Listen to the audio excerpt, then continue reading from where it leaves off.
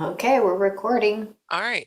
So welcome everybody to Thrifty Thursdays. This is the last one that focuses on something with budgeting.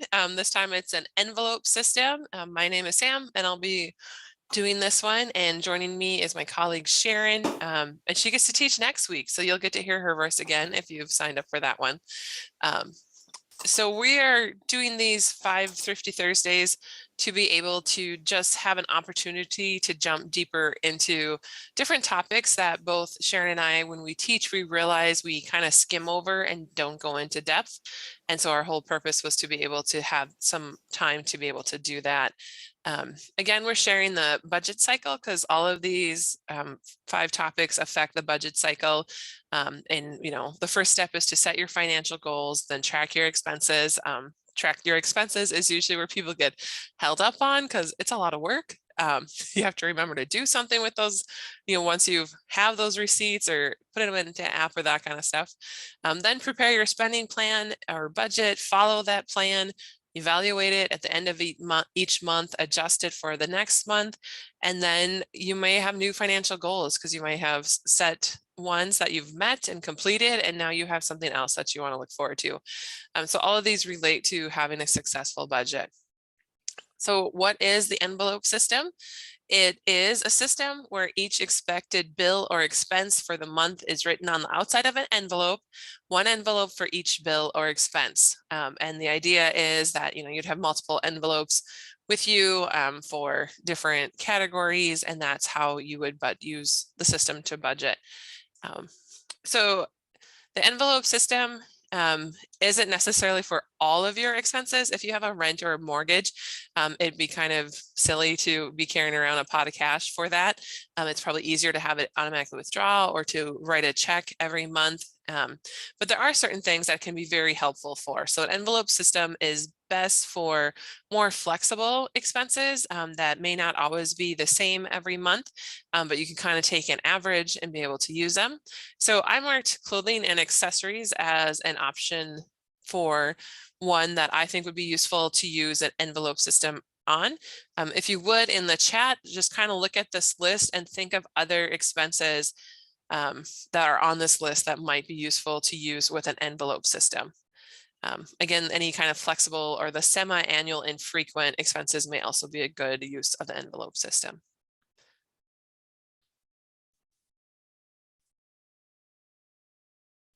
So we have groceries and haircuts. Yep. Those are 2 good. Any other ones that people think would be useful to use? Gifts. Yep. That's kind of that semi-annual infrequent. Recreation. Yep. Excellent. So yeah, those are all ones that I also marked. Here's everything else that I was like, you know what? You could easily do this one. And most of these are payments that, in this day and age are not tied to automatic withdrawals. Like when I moved to Belle Plaine, you had to sign up for automatic withdrawal for water, water and sewer with the city. There's not another option. So transportation is, you can do your gas and your car maintenance would be good things, groceries and eating out or other, school lunch expenses, that kind of stuff.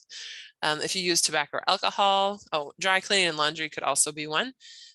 Clothing and accessories, barbershop, any recreation, your charitable giving to be put into an envelope to give when those causes arise, those gifts, your pet care, as well as an allowance for dependents, because if you have dependents, typically kids, it's good to actually feel and see money and get them used to using that.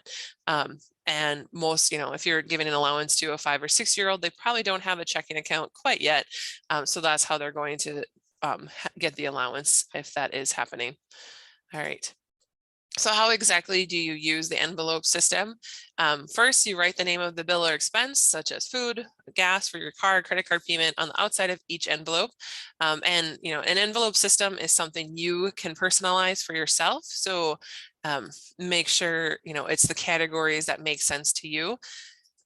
Then when you have income, so whether you get paid monthly, weekly, or bi-weekly, you put a certain amount into that envelope system. So if you get paid monthly, it's a little bit easier because if I need $200 or a budget $200 for groceries, when I get paid, I'll take $200 in cash, put it in an envelope, and that's my grocery budget.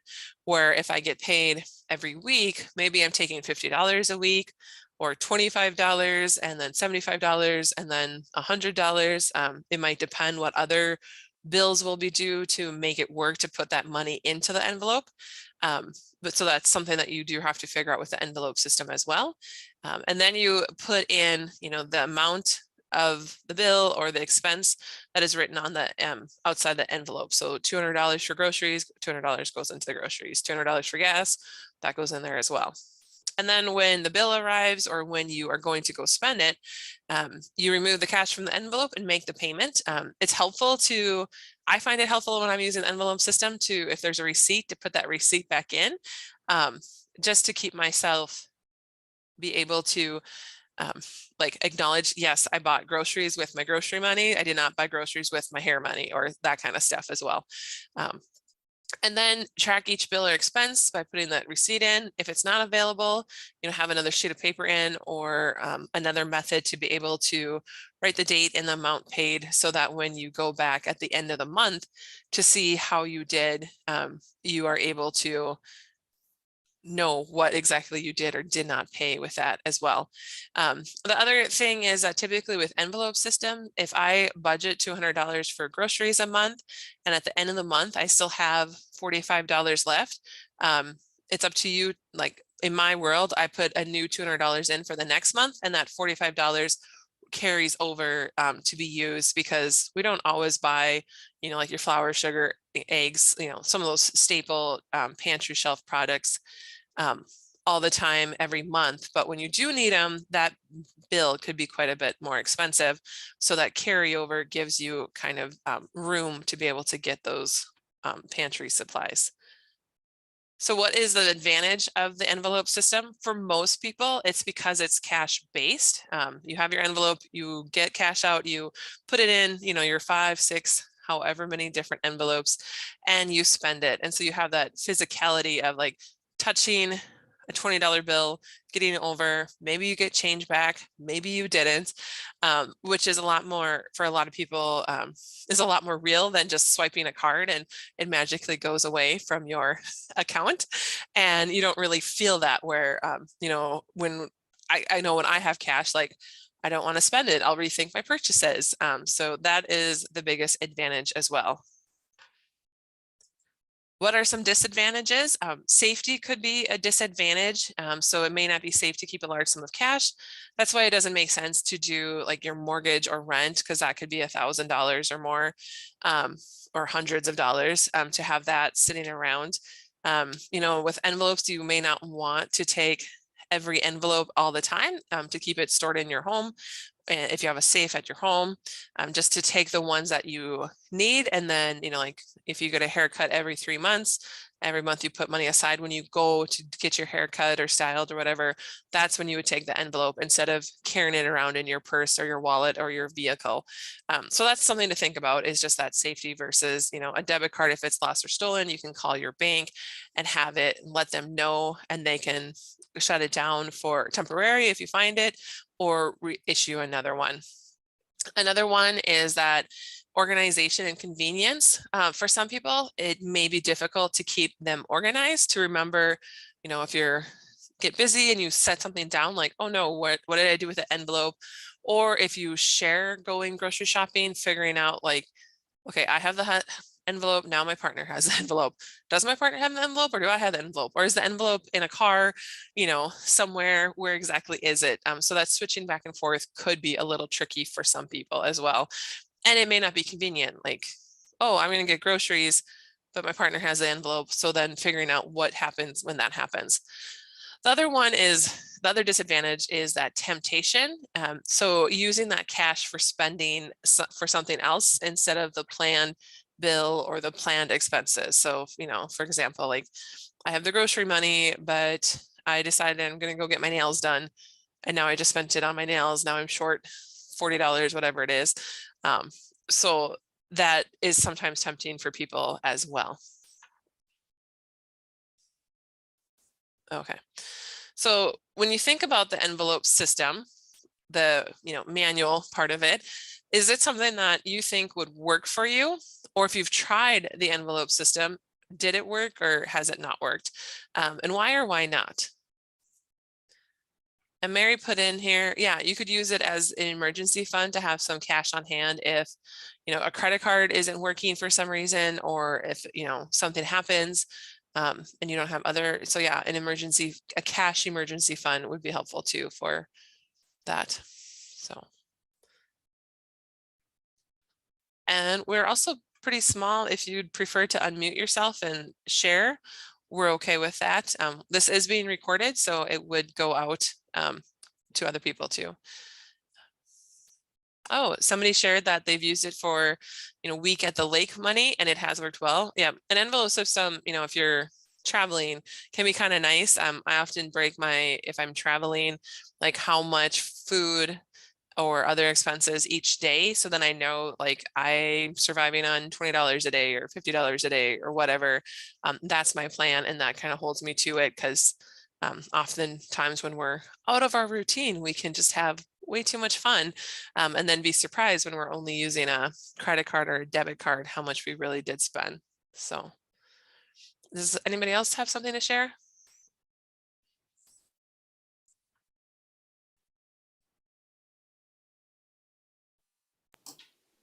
Sam, I'm going to talk about this a little bit next week when we talk about plugging spending leaks, but Mhm.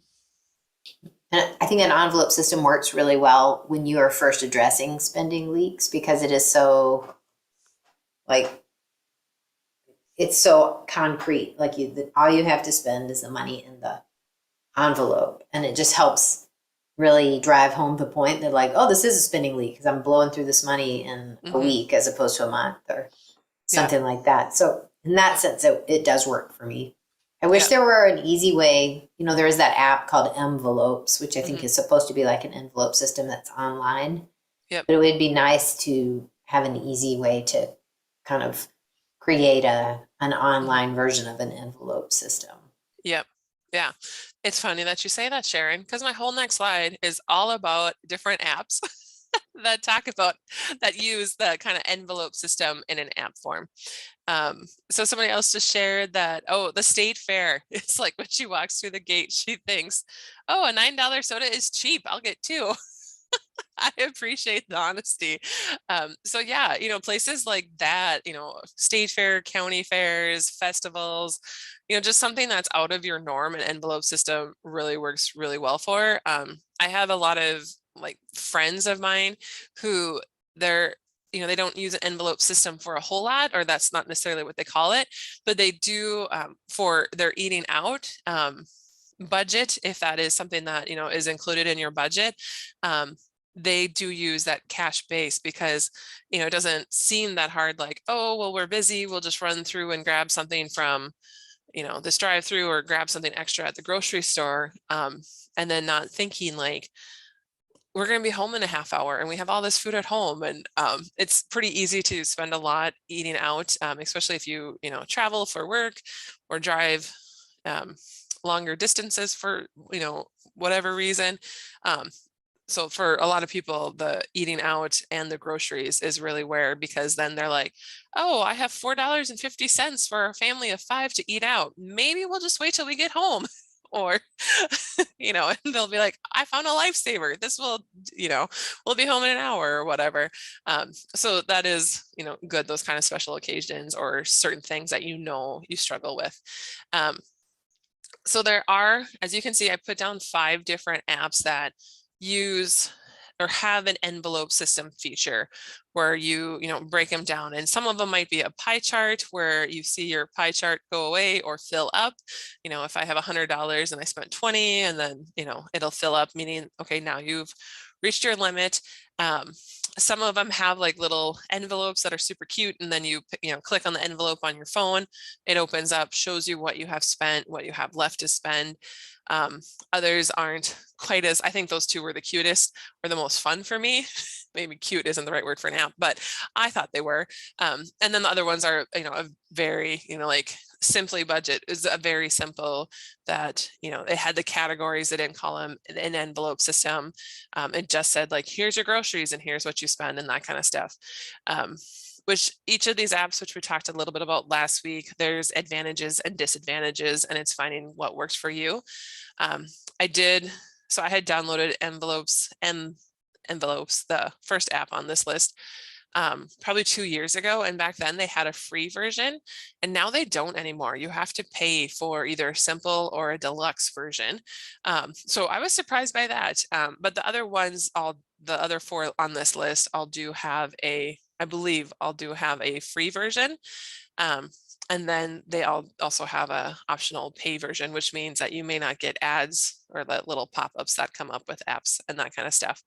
But the biggest thing, again, with using anything is will the system work for you? Will you commit to it and use it more than a day or a week or however long? And to really, kind of think about your purchasing and breaking things out. So, I've worked with people with, they have a target fund or envelope, and that can include groceries, but then they have a grocery store. So they break it out by the place. Instead of worrying about like, I bought milk, eggs, and some chips at Target this trip, so now I have to move that over to my groceries. So they want to make it more simplified. So you can do that as well, kind of average, like when I go to Target or Walmart or those sorts of places, Dollar General, how much do I typically spend each month? And know that covers some of my groceries and other categories as well.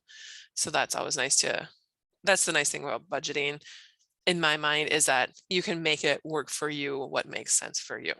So are there any questions or comments that you have about, we've talked about the envelope system, we've talked about budgeting using Excel and apps last week, and we talked about using a calendar system. So those are kind of the 3 big budgeting ones that we always say, and this might work for you. Does anybody have any questions or comments about any of those?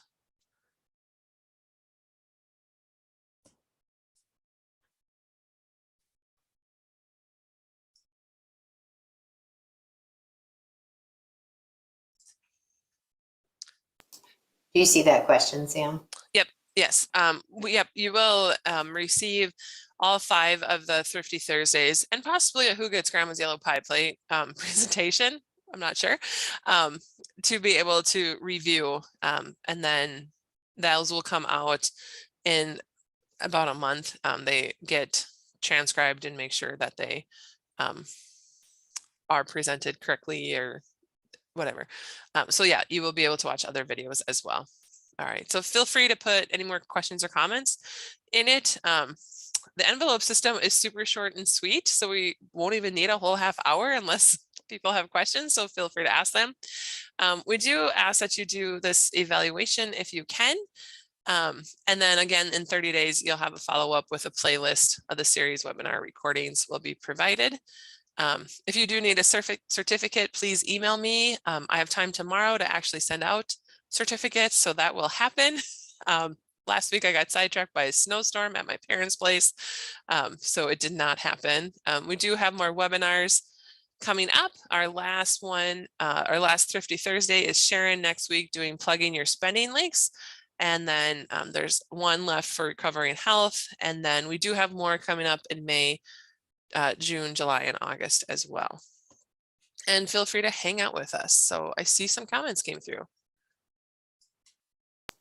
Yeah, there were folks just commenting on their different money management systems, which it's impressive to see. And I'm so glad to know that you all are taking on the perspective that you can tailor these suggestions to fit your own life. Like, I feel like people frequently get kind of hung up on financial capability or personal finance because they think, oh, I'm not doing it just like the experts told me to, or something like that.